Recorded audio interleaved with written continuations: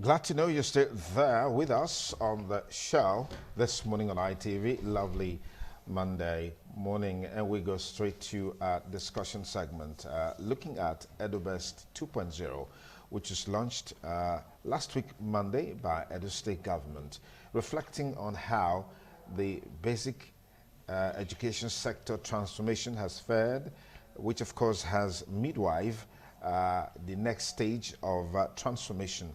But we want to look at the core objectives set at the beginning of the project and how these objectives were met and how it will impact on other levels of education. I'd like to thank very especially our guest in the studio, Reverend Canon Timothy Igodaro. He's an educationist and a regular on this program. Reverend Canon Timothy Igodaro, thank you for joining us on the program. Thank you for having me. Thank you, viewers at home. I also want to thank very especially Comrade Christopher Ojekere, who is a programs officer with Foundation for Good Governance and Social Change. Comrade, thank you for joining us. Thank you, sir. Good morning. Okay. Comrade, let me start off with you. What, in your perspectives, were the core objectives of Edobest, and to what extent do you think that these objectives were fulfilled, were met, leading to the emergence of Edobest 2.0? I think to start with, would like to commend the governor for what I now call a paradigm leap, not a paradigm shift.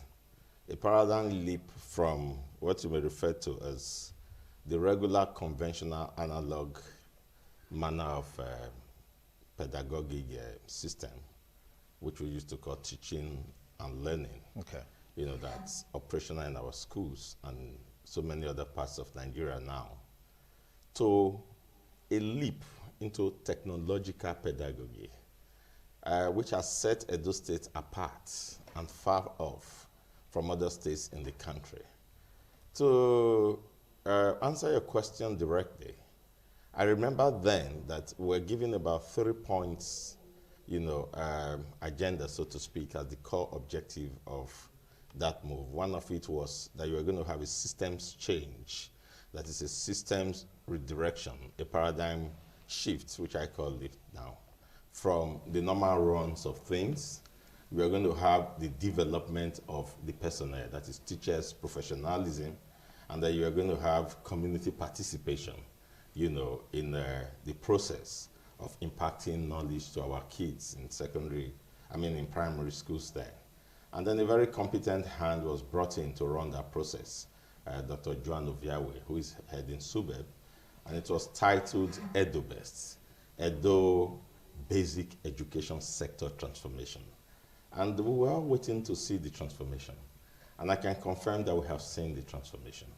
Now, first of all, let us understand that we cannot be in a world that is not a global village, that is so highly competitive, especially in this educational sector, which is the sector that drives development in all other sectors. And then we can think that we're going to have that liberty to lag behind and to be lax in the way we run things. And that's why I say the governor took a leap. The governor understands and understood that until you hatch on and latch on to technology, you are not going to go anywhere. So Edo Basic Sector Transformation, Edobest, the idea from the beginning was to use technology, digital learning, to drive, the development of, first of all, the abilities of our kids to increase both their numeracy and their linguistic skills and reading skills. 2, to be able to help our teachers to key on to modern professional development and ways of teaching that would impact effective, teaching and learning on the kids. So he latched on to technology, and then technology drove the process. The idea was to produce, apart from just having numeracy skills and linguistic skills, entrepreneurial skills, so that you have the whole gamut of technology coming to aid learning, because you are going in a society that is heading where the world is heading. You are going in a society where if you do not have your own technologists, if you do not have people who are able to latch onto ICT systems, in the next century that we are entering, I mean, you just be pariah and you just be totally unproductive. So technology was introduced. Tabs, I was in that first, forum at New Era College, where 11,000 teachers had graduated on the use of technology. And by the confession of many of them, some of them had never understood the computer. They've never worked on the computer. So they were trained on the use of the computers, and they were given tabs. And their head teachers were given computers so that he can synchronize the uses of those tabs. And then the teachers were trained on the contents of the tabs, because the tabs had pedagogical contents, teaching contents. On lesson notes, for instance, you now have the central lesson note base, where you don't have to have different schools preparing lesson notes for the same subject. And so you have disparate learning across the state. Now you have a central lesson note where a child in Benin City, Oredo, a major metropolis, and a child in a suburb, in Okuje, are learning the same thing. So you now had that, and it's ongoing.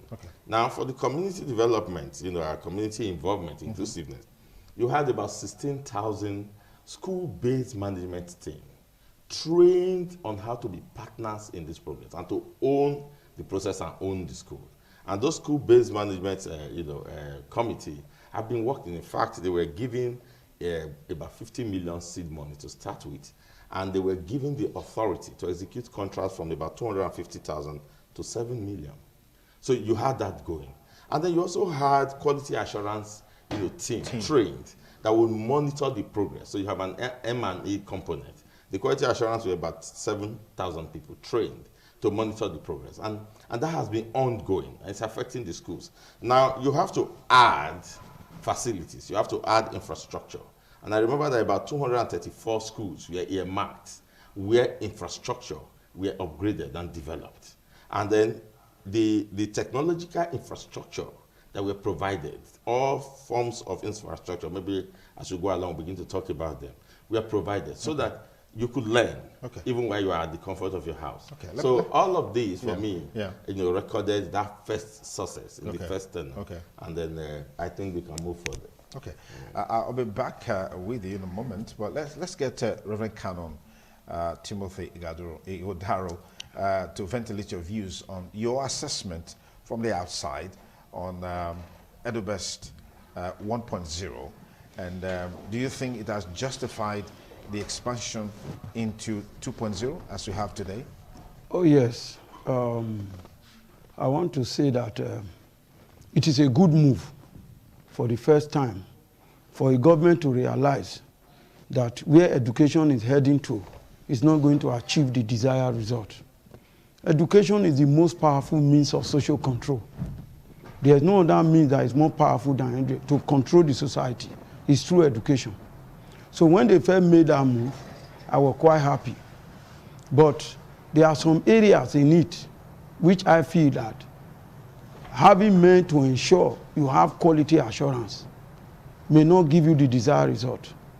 The teachers who are driving this, the system are to be quality assurance officers themselves. Because this teaching and learning have two components. You teach and people learn. People can also learn without being taught. So therefore, you must be able to synchronize them. The idea of the community involvement, giving them money to award contract and all that, I don't think that may be the political component of it. In every system, there must be a head. And if that head is there, all what they require are supposed to come from that head. He gives the list. He drives the system. Because in the system, you have consumables. They are given, they are exhausted. While you have tools, you have equipment, you have apparatus, you have scientific chemicals that you are going to use. Then the human aspect of it, you have laboratory assistant that is going to help the teacher drive the process.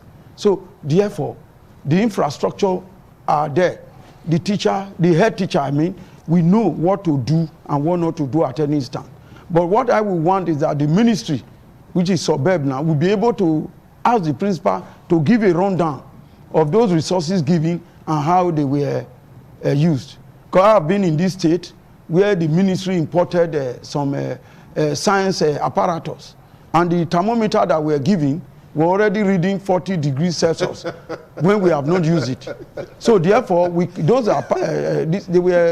nobody is to be held accountable. We will say ministry, but when the head teacher is to source these things, then he will be held accountable. So are you saying the head teachers at that level of leadership are related in this process? Yes, because you cannot be a head when you are not trained in that area.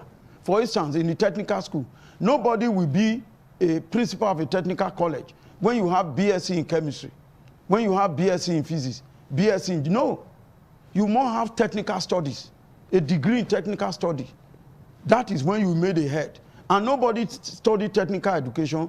In your first year, you must study all the branches of technical education. You must be exposed to them. Then your second year, you begin to specialize in a particular area. That you see that anybody who is qualified as a technical teacher will be able to teach basic technology in JSS 1 to 3. But you cannot teach it in SS 1 to SS 3 because that area is at a higher level. And two, they are also specializing. Is it building construction?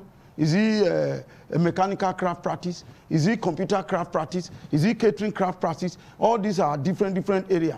So you require somebody that specializes in that area. But at the lower level, they can do that. So that the head teacher have gone through that. He has taught for many years before becoming a head teacher. So he's more qualified to handle infrastructure for the school, not the ministry. The duty of the ministry is to supervise that all the policy formulated are implemented. That is that. So when they have done this one and now move to Edobest 2.0, and two, when the governor was speaking, I was quite happy what he was saying, because we want to look at the outcome of the products, the outcome of the product, because quality assurance means doing the right thing in the beginning and doing it at the end and always. Quality assurance means moving towards perfection, moving towards exception, fit for purpose, transformative, value for money. That's the meaning of quality. All these 5 ingredients, they are similar, but when they are applied in education, you are going to find out that education will take a new turn. The product of education will be fit for purpose. You have value for the money you have spent. They possess the ability to transform the society. They become an exception. Finally, they will move towards perfection. That is what we are expecting. Okay, Reverend Kano, let me just ask you this question. What are your thoughts on the content of the Edobest policy framework in terms of helping the teachers to be more resourceful and be able to apply real-time modern-day technology in teaching and learning? Yeah. You see, there's something we are missing here. No. The mere fact that you have a degree in chemistry is not qualify you to teach chemistry. In other clime, you have a degree in chemistry. You are to go to secondary school and teach chemistry. You cannot teach because you are not yet competent. So we must involve what we call competency qualification. That is a qualification that is based on the national occupation standard of that country.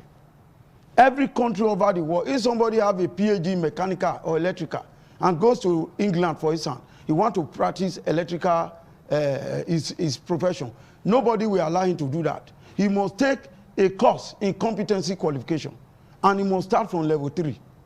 That is what is up to, no matter the academic, because academic qualification, somebody has 85% over 100, they will say excellent, isn't it? But in competency qualification, you have 85 or even 99 over 100, you are not yet competent. Competency means 100 over 100. So how do we come to this? Those teaching in secondary school must come in a training center and be trained occupational competence in a work environment. There are 2 types of competency. You have vocational assessment, you have occupational assessment in a work environment. This assessment in a work environment is what is missing in our system. What we do is vocational assessment. The teacher devises a means, teach them, give them an examination, they pass. In an examination, how do you assess your learner? Question and answer, and that's all. Some of them do practical. That practical is divided in the school. The professor divides it, he minister it, he assesses it, and then he gives feedback to the learners. But incompetency is not allowed. You cannot do that. All, as he said, all the community, the society must be involved. How do you do that? A student come to a teacher now who have BEd or BSc education. For instance, in chemistry, he's about to go and teach. He'll be admitted into a training center where they teach competency qualification. There's what we call National Occupation Standard, developed, NOS, we call it NOS, National Occupation Standard, is developed for teachers from level 1 to level 6.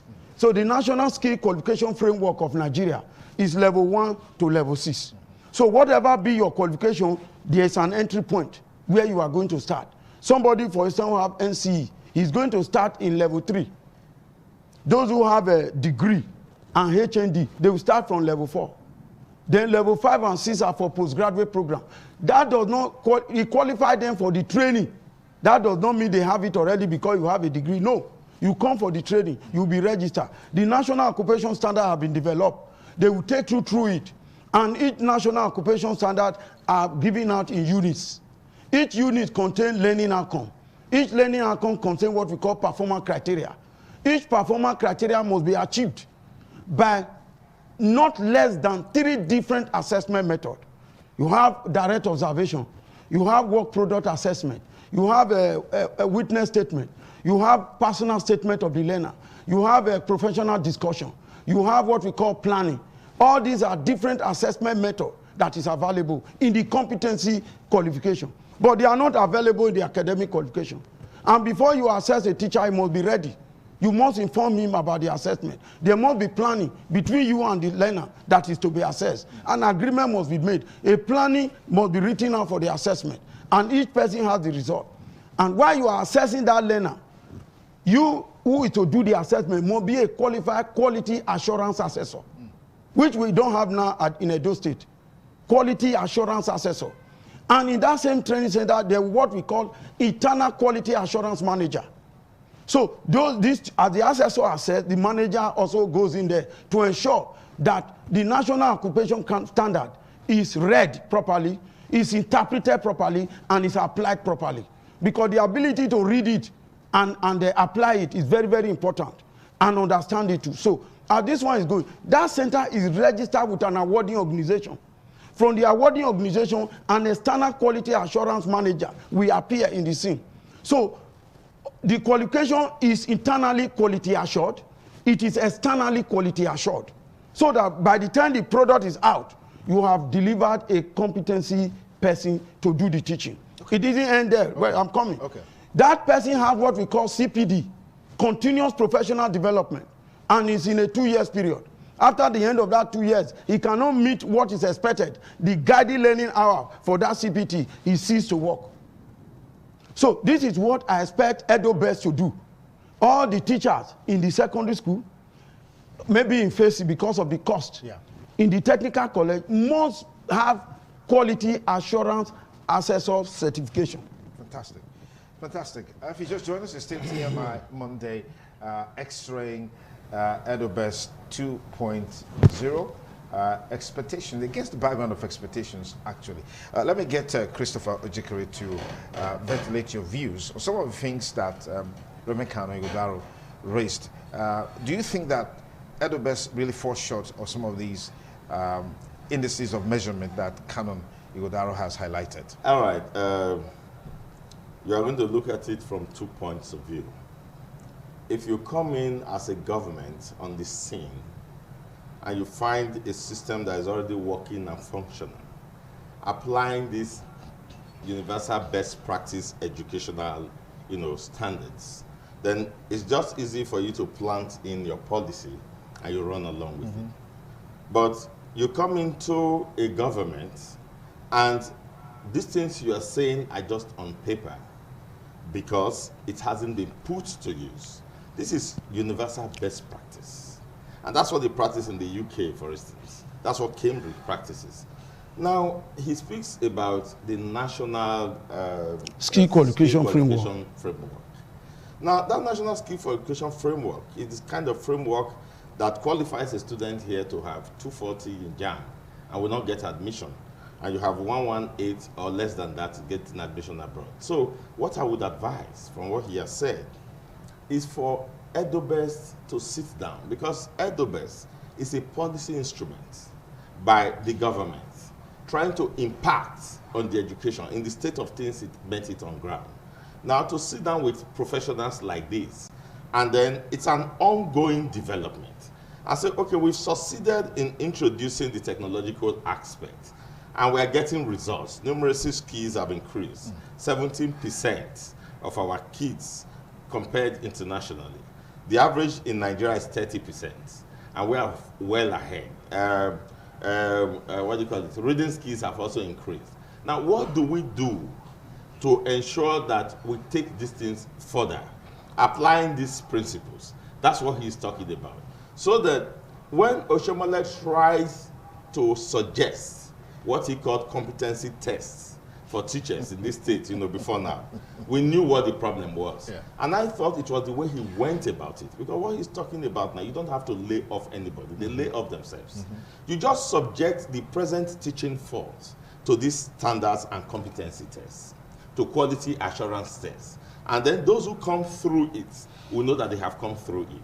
They are qualified to be teachers. Those who don't come through it will know that they didn't come through it. So it's not a question of you sacking them, it's a question of them sacking themselves. So the point is, when Oshomole came up with that, you had all the hula baloo, he is suggesting now that Edobest need to include in the component of Edobest all of these things, so that we are going to be able to come out with teachers that will train our children to be competitive in the world stage. And that's the whole idea of Edobest. It is a paradigm shift, but it must include these components. Now, where are we going to get the personnel to do these components? That's another thing.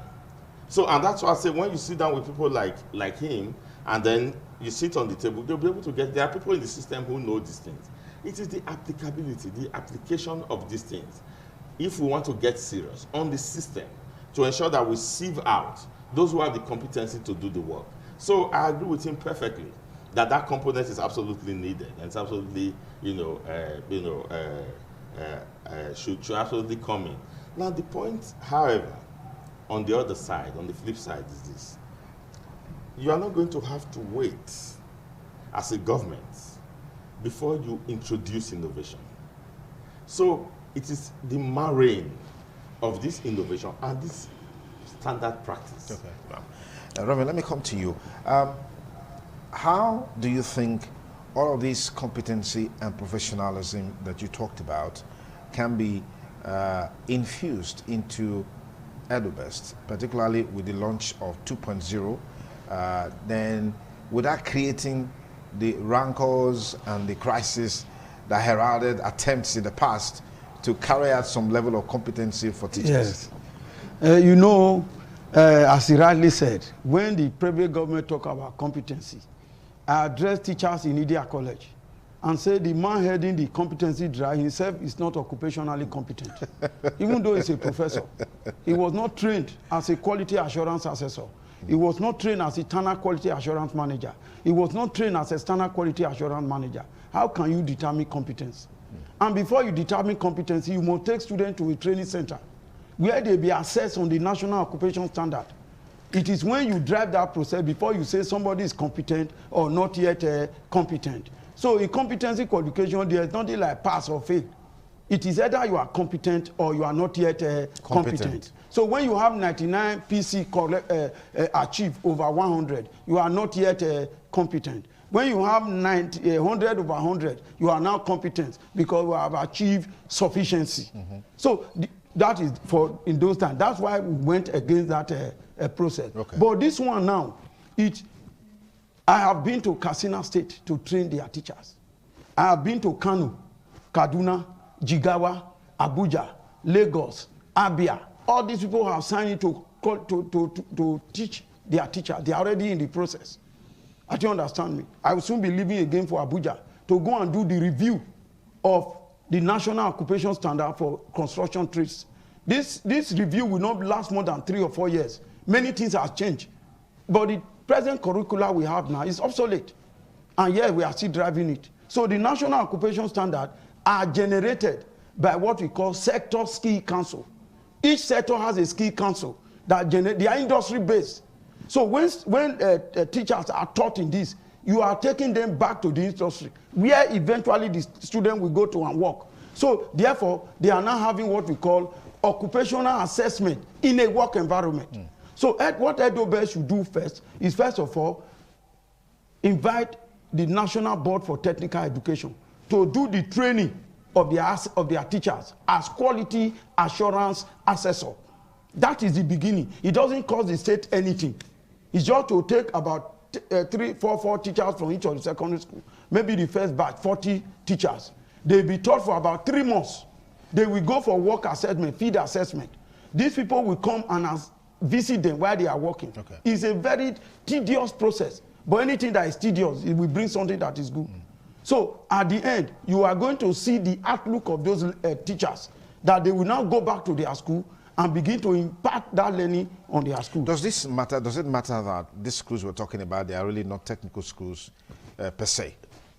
Whether technical, whether secondary, both teachers should be trained as quality assurance assessor. Okay. In the secondary school, there is a system for you to take out students for field work. There is a process, is in the National Occupational Standard, for you to take students out of the class for outdoor games. In fact, for the teacher, for the driver that will drive them for excursion, he must undergo competency qualification. That driver that will drive the bus to take students out for excursion. So it entails a lot of things. So in the technical colleges, the teachers specialize in an area. They are to do what we call teaching. They will be trained in becoming quality assurance assessor. The National Occupational Standard is not Edobest that will develop it. It's already developed by the National Board for Technical Education. What Edobest is to do is to get them and implement them. So you cannot implement them now without training the people that will drive the process. So the first thing they will do now is to get in touch with the National Board for Technical Education. We are the one driving the process, Kaduna. And then they will now terms for the teaching. And they will come to Benin and then teach those teachers, send them on field work, monitor the field work, write report. And then, as I told you, this is not question and answer. You can question and answer only assess knowledge and understanding. But when it comes to practical work, you need direct observation assessment. You need work product assessment. You need professional discussion. All these are different assessment methods that is not available in the secondary school. It's not available in the technical colleges. All they do is question and answer. Give them practical work to do. That is vocational assessment. When you talk of vocational assessment, it's just a practical work in a simulated environment. But when you talk of direct observation assessment in a work environment, it means a client is behind it. A client is paying for that. You have turned your workshop into a work environment. I'll give you an example. Somebody to make burglary proof, and you send this quotation to the technical college. Could you please produce this thing for me? And they undertake the contract, you pay the money, and then with their equipment, they start manufacturing them. That is a work environment, because at the end, you are sending it to somebody who is going to make use of it. So when that learner graduates from that college and is to go and work in a work environment, he will not be looking strange to him. He has been trained in a work environment. And 2, the owner of that work product will be among the people that we are assessing. Assessment of occupational competence is not left to the training center alone. The people you are going to work for, they will also write report.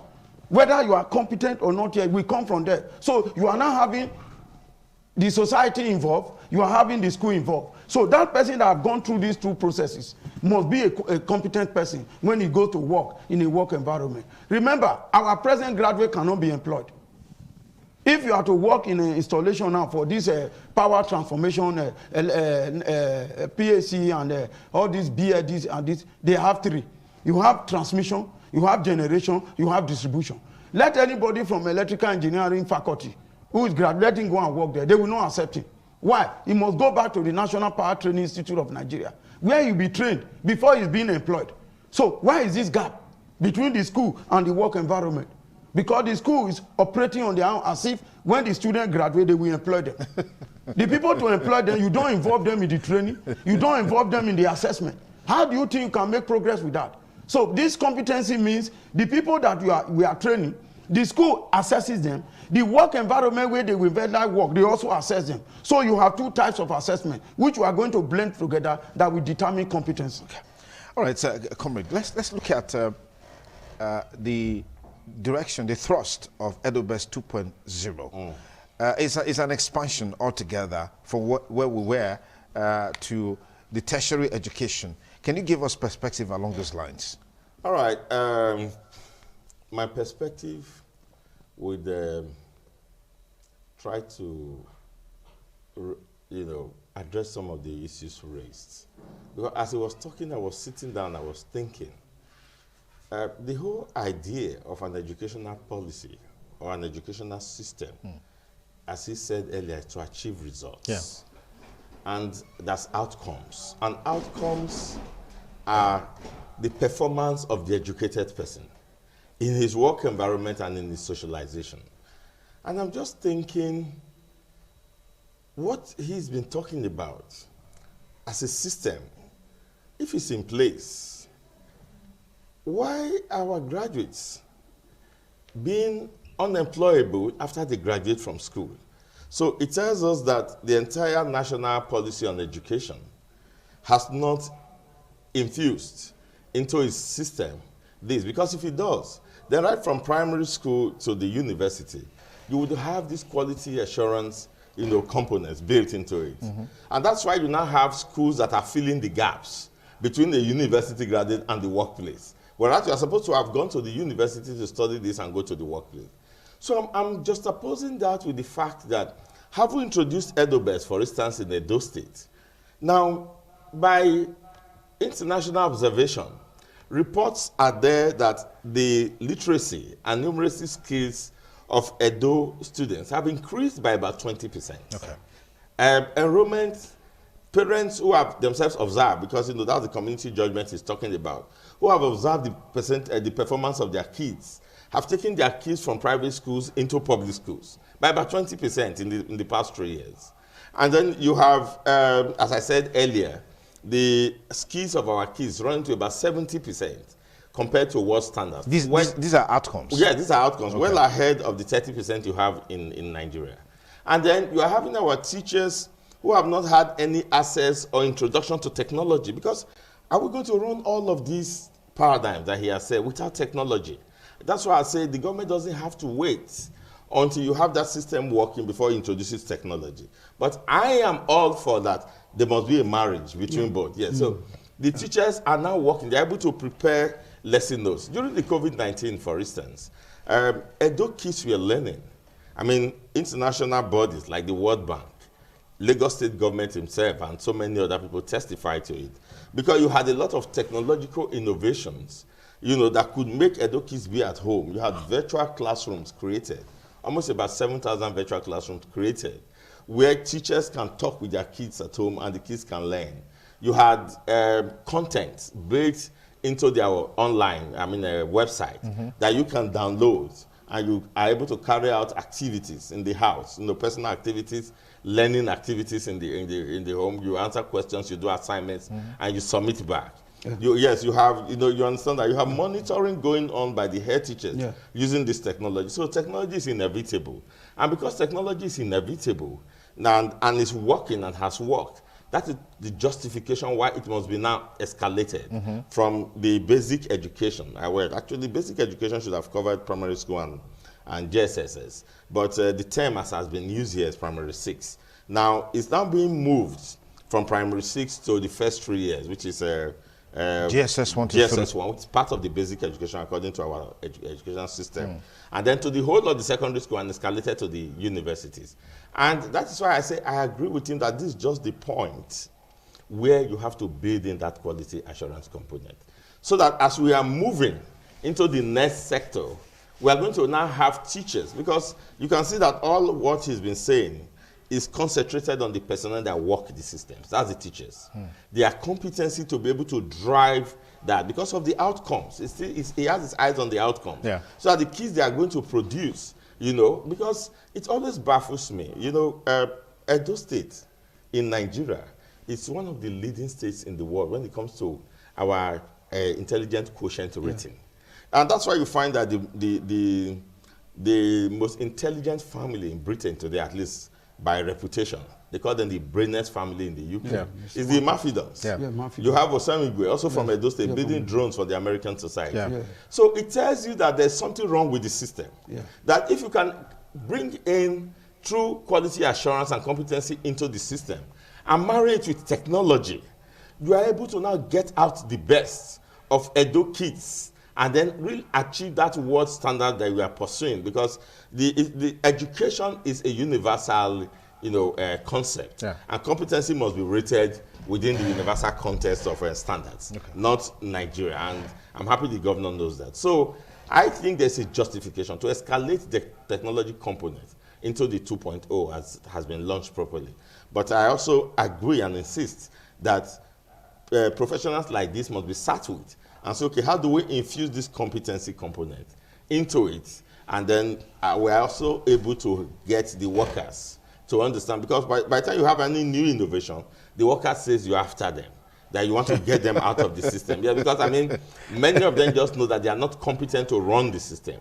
But we cannot sacrifice competence on the altar of political expediency. So we have to have that middle ground, and we have to be objective about it. So I think we are justified to escalate it, but not without building in that competence. All right, Reverend, give us your take on your expectations on Edobest 2.0, as has been announced or launched by the state government. It is very good, but if you listen to the governor on that day, he was saying, what will the product of this process look like? What will they be able to do? That is looking for a product that during their training, they have acquired enough skill that they will not come back to government for employment. Rather, they will set up their own enterprise and become an employer of labor. So in that process, you promote democracy. When people have job to do, nobody cares about governor or anything. That is promoting democracy. But when there is scarcity in the town, people look only to government. Then you stifle democracy. Then infighting will come in. Then you begin to see some of the things you are seeing. So we thank God for this governor. The Lord God will protect his life. He has done so much that the quacks in the system have been eliminated. The godfathers have been eliminated. Appointment now is direct from the people. So that is the way we can drive this. So the product from this Edobest 2.0 must be self-employed. Why? They have acquired enough skill. And I've given the process of doing it. For the tertiary institutions, we have gone to Bauchi, Federal Polytechnic Bauchi, Abia State Polytechnic, Kaduna State Polytechnic. We have trained their teachers. Even some professors in the university have come for this training so that they'll be able to teach well in their school. This is the new system of teaching, not question and answer. Say question and answer for lawyer, say question and answer for engineer. It's the same thing. You assess them, final end of semester examination, question and answer. That cannot determine competency. That's what they wanted to do. But now we have 8 various assessment methods, and 3 must concur. If you have 2 that concur, you are not yet competent. Minimum 3 must concur for a PC for one performance criteria.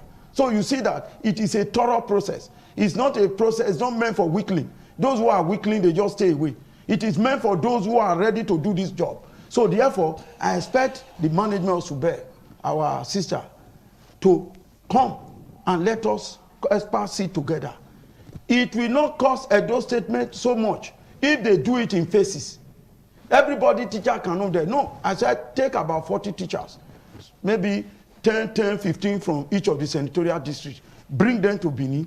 We will invite the experts. They come and teach them. They are going to be awarded international certificate, not a local certificate. That means if they go to London, it will be honored. If they go to Russia, it will be honored. So the national occupation standard is being reviewed continuously. As I told you, we are about to go and review that of construction. Okay. So it's like that. So Edobest should buy into it. It will not cost them so much. Then the idea that they will build more technical colleges, that is not correct. This is not the time to do that.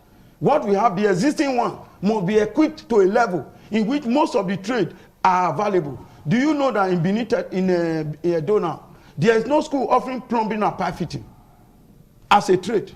And you know the problem of plumbers we have in this town. Number 2, there is no school offering advanced technical certificate, teaching advanced national technical certificate? None. People who are take on the, they are like that. And then NAPTEP should be supported by the state government to ensure quality assurance. Because if NAPTEP is not properly funded and they want to charge learners fees for each examination to ensure quality assurance, the fee will be so high that the learners cannot pay. So therefore, NAPTEP needs government support.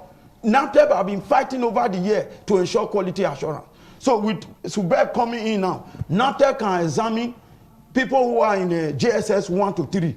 In the beginning, they have basic tech, like photography, catering craft practice, computer craft practice. In their school, they be taught. And at the end, NAPTEP will examine them through their modular trade certificate examination. So when the learners are leaving JSS, they already had an international certificate. By the time they move into senior secondary school, they will now move into real technical trades, as we have in the technical colleges. They will move into it. But not all schools, so those who have the facilities. So that's how we are going to start, so that we will not stretch the government so much.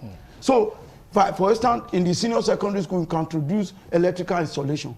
We can introduce computer craft practice. All this one can be done in the physics lab. We can introduce catering craft practice. It's not the same thing at home economics. So catering craft practice, we can be done in home economics lab. So when those students are leaving school, they will have an international certificate, not only WAEC, international certificate in which they are being properly taught. They can set up their own office when they leave. NAPTEP will examine them. So therefore, when we now move into higher institutions, in the universities, in the polytechnic, all of them must come to this competency arrangement. All the teachers there must be trained as a quality assurance assessor and internal quality assurance manager. So while the assessment is going on, there is quality assurance. You see, there is teaching. Teaching can be excellent. But when the assessment is poor, it cannot bring out anything. Yeah. It's assessment that determines everything. Assessment will tell you the quality of teaching that took place. It will tell you the learning difficulty of students. It will tell you whether the national occupation standard was read properly, interpreted properly, applied. It's assessment. So in everything, it's assessment. And assessment has moral content. All these things comes into the place. And this competency we are talking on is on moral, is on a competency arrangement. It borders on all these things. Every law that is applicable, none one will be subtracted. All of them will apply. Then you begin to have quality. Okay. And our state will begin to be transformed. And democracy will be promoted. Thank you. Final word there, Chris. Yeah. Final word? Okay. You know, I've been following my elder brother here, and I've been very impressed. I have a little problem with the agency that would execute this. Okay.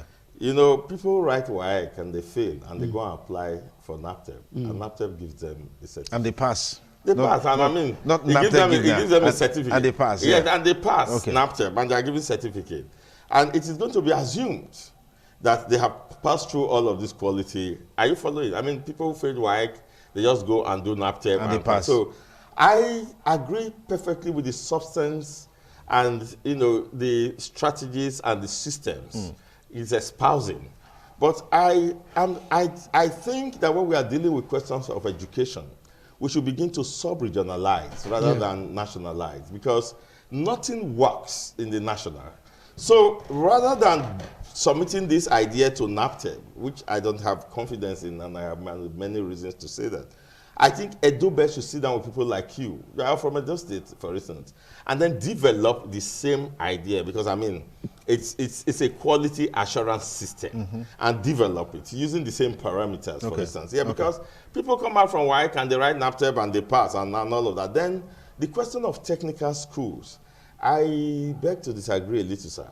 We can have upgraded technical schools. You know, you mentioned some courses that are not in our present technical, so our National Advanced Technical Certificate, for instance. So we can have, you know, some, like, you know, for instance, the 4 you have, and upgrade them, they become upgraded technical schools. But because of the surge of the population of students, that we need a critical mass of people to be given some skills at this moment. You need to have these schools in each of the local government areas so that those students will be able to find placement. I mean, how much are you going to occupy I mean, how much space do you have that will take in the volume of people that you need if you are just going to limit it to 4, for instance? So it's a brilliant idea for me. So you can upgrade the others, or you upgrade those courses in those other established ones. So that's what I think. Okay. No, I want to dispel something. Yes. WAEC and NAPTEP do not examine the same thing. So if somebody come from WAEC and come to NAPTEP and they don't give certificate there, you earn the certificate in NAPTEP. Okay. NAPTEP is a professional skill qualification assessment body.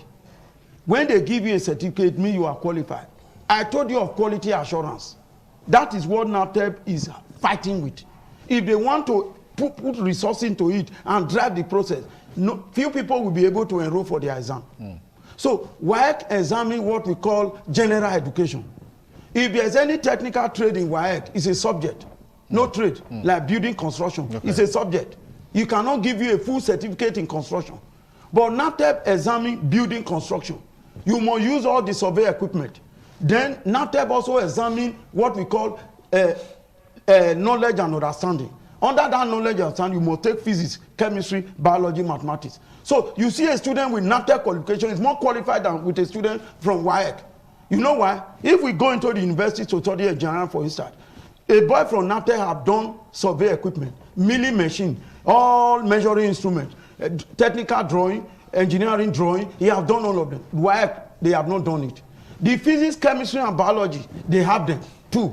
Because no university have done any research and published that the physics in NAPTEP syllabus, physics in WAEC syllabus, physics in NECO syllabus, who have done a comparative analysis and give us where there are deficiency or where there is currency gap. None have done it. But because of bias against technical education, and two, those who benefited from colonial education, secondary school, grammar school. Look at Greece. Philosophy, talk. Where are they now in the world economy? we are past that stage of philosophy and talking. We want to do something now. And that one NAPTEP is having challenges. Because those who benefit from colonial education are the one making the affairs. Okay. All right. Thank you very much. We can't exhaust all the issues in just one program, but it's to help to shape direction for some of these policy thrusts, all geared towards making our education system a lot better. And big thanks to the guest we have here, Reverend Colonel Timothy Iwodaro. Thank you for coming. And Comrade Christopher Jekwe, thank you for coming. Thank you, sir. And big thanks to Edo State Governor, as well as Superb, led by our very own Dr. Joanne Oviawe. 3 years on the road. It's been a very, very, very impressive outing. We can only hope for the best in the days to come. But there are always, areas of improvement. No matter how successful a system is, there are always areas of improvement. And I think that some of them have been eloquently highlighted in the course of this discussion. It's the TMI Monday. We'll take a short break. We'll be back with you in a moment. Don't go away.